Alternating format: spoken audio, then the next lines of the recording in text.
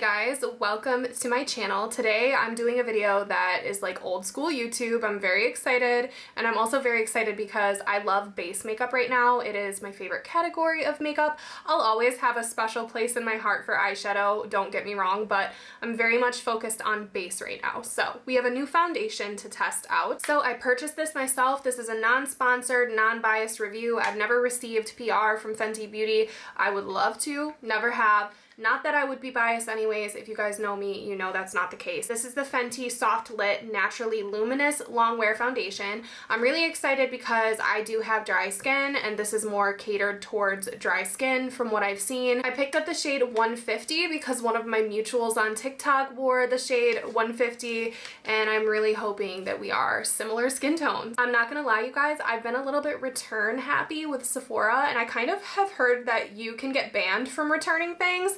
I think it has to be a pretty large amount of returns, but I've been return happy. Like, if it doesn't work out for me, I'm taking it back. Fenty is like the gold standard now in foundation for shade range. I believe they have 40 or more shades in their line, which is very impressive. There's literally no excuse for the shit that's going on with the beauty brands releasing 4 shades and calling it a day, or like black tar shades and calling it a day. It's an actual embarrassment. This was $40. If you're like me though and you subscribe to Girl Math, it was free because I returned 2 other things before buying this. So Girl Math. It was free. I am going to do a bit of skin prep because there's nothing on my face right now and it feels like really pulley and dry. I'm going to go in with the ridiculously overpriced but hopefully good Ilia Face Milk, the mini. This tiny thing was almost $30, and at this point I'm like wishing I just bought the full size. But you know what? I just saw that The Ordinary's coming out with a milky toner, so I just might buy that and compare them. Since it's been a hot minute since I've reviewed like a foundation product on YouTube, I do want to let you know I wear SPF every single day now, so it's very important for me to apply SPF before my foundation. Sometimes I'll use like the mists and things after my foundation's on,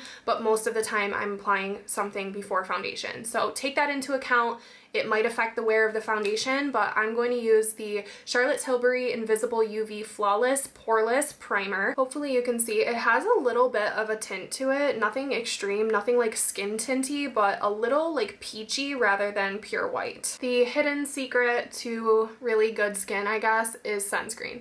Just any sunscreen. So here's my skin. I want you guys to see it. This is super glowy because of that base. I feel like base is so important. I know we're reviewing foundation, but I'm always gonna wear a base, so I just have to do it even though this is a first impression. The brush I'm gonna use for this foundation is from BK Beauty. This is the 101. Whenever I use this on like my Instagram, I get so many questions about what brush I'm using. I do have another favorite, but it's dirty right now. It's the 106. The 106 is truly my favorite BK Beauty brush. And I'm gonna be applying this to the back of my hand as my little palette today. Ooh, it looks like we're gonna be a good color match today. That makes me happy. I do not want to have to return anything else for a little while. Now, I have been really enjoying like more of a natural coverage than a full coverage, but we're gonna go in and see what this can do probably to one side of my face. Let's just see if we can get like a really decent coverage. If you guys don't know me, I'm a sweater, so I have to turn my air on. It's a quieter air conditioner, but I know it's annoying on camera.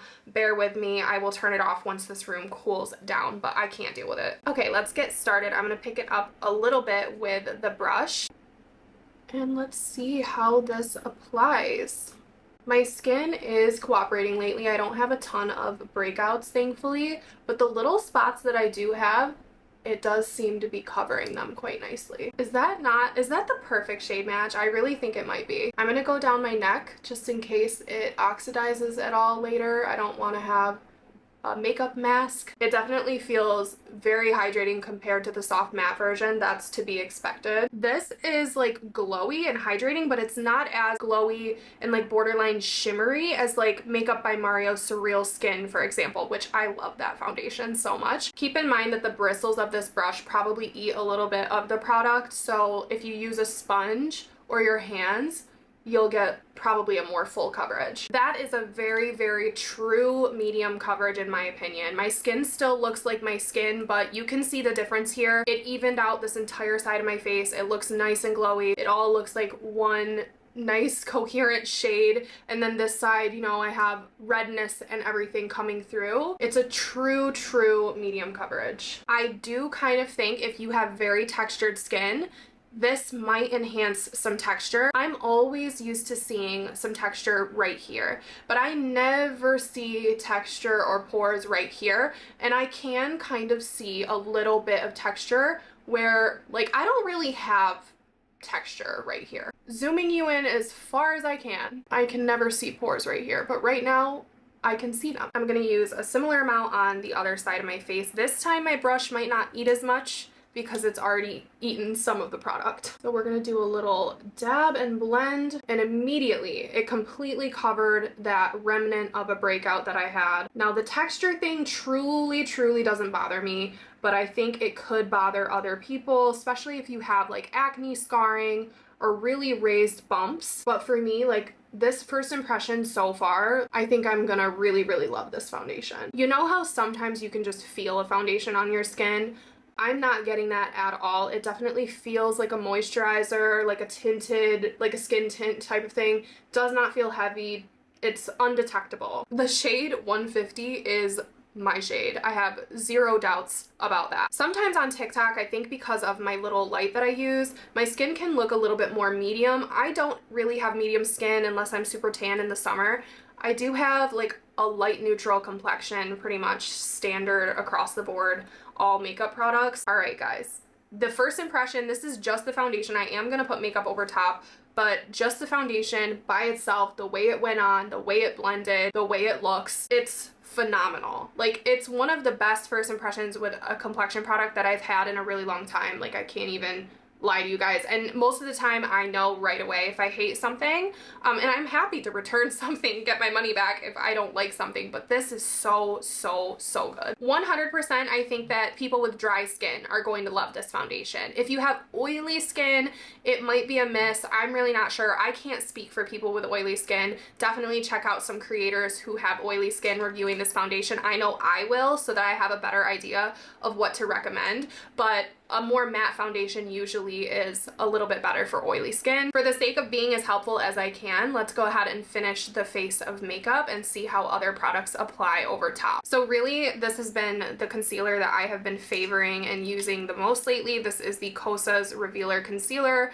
and they released better shades, and ever since then, it's just been my go-to. All right, I'm gonna blend this out with the same brush. I really enjoy just being lazy and using the same brush for as much as I can. Okay, for contour, I need to go in with a tried and true product just because some of the new ones I've been using, I don't know if they're blending out perfectly. So I'm using the MOIRA Beauty foundation stick in the shade 14. This thing is just incredible. I'm actually running low on it. I do have a backup though, so it's all good. The foundation is just, it's playing well with others. I love a good first impression. Not moving around at all. We love a team player over here. Forgot how much I love that as a bronzer. I suck at blending out my forehead. I get called out for it all the time. I don't even like applying anything up there because I hate getting it in my hair. It's giving summer. I realize now this sounds like a MOIRA Beauty sponsorship, but I promise it's not. This blush I just used in a TikTok and it looks so good. It's their cherry red cream blush, and it's kind of intimidating to think about a cherry red blush, but this is like the perfect pinky cherry red blush. It's just wait.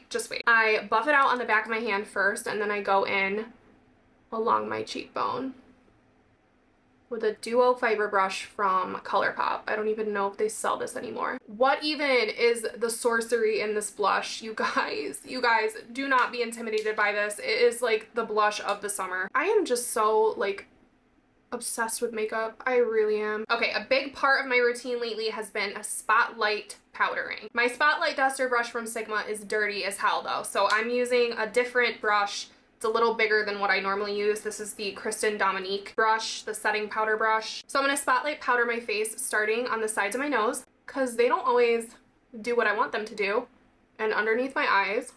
And I'm not using a lot of powder, you guys. It's the smallest amount of powder. This powder is really expensive. I also really do love the Huda Beauty powders, the cherry blossom one, the cupcake one. Just taking the leftover powder. I'm gonna take a little extra and I'm gonna press it where that texture was showing, where I like swear I don't even have texture, and like fill in that area. And as a finisher, I'm gonna go in with the Luminous Light Powder from Hourglass. This is a little baby. And I swear you guys are not going to be able to see the difference. This is just one of those things. I can feel that it's doing something. I don't know. I'm just going to brush it along the cheekbone and underneath the eye and then do a little tappy. I know it's a subtle difference, but I know it's doing something. Ugly headband on. We're going to use Charlotte Tilbury. Charlotte was sitting in the background, so closest one to me. I just got a notification on my phone that Stephanie Letta just dropped a new coconut perfume. I've been on a perfume kick right now, you guys. I really, really need to be stopped, but I want it. I love coconut. I want it. Here is a close-up of what the skin is looking like. So far, I'm loving this. My first impression is really great. I only have that one negative, which is it shows a little bit more texture than I'm used to, but nothing extreme. And honestly, sometimes like it could just be my face, you know, like I'm just looking really closely at my face and noticing a few pores that I didn't notice before. Please do let me know if you found this video to be helpful. If you want to see more videos like this, I would be happy to do them. I'm just going to keep it real with you guys. It takes probably 10 times more time and energy to film over here than it does on TikTok, which is why I'm going to be honest, I don't post as much as I would like to over here. But honestly, I'm having a good day. I loved filming this. So just let me know. Please give this video a thumbs up as well. That does help me with the algorithm and letting me know that you like these videos and you want me to keep doing them. This makeup is so good. I'm very happy. So I'm going to go film some short videos. Thank you guys for watching, and hopefully I will see you guys very soon in my next one. Bye guys.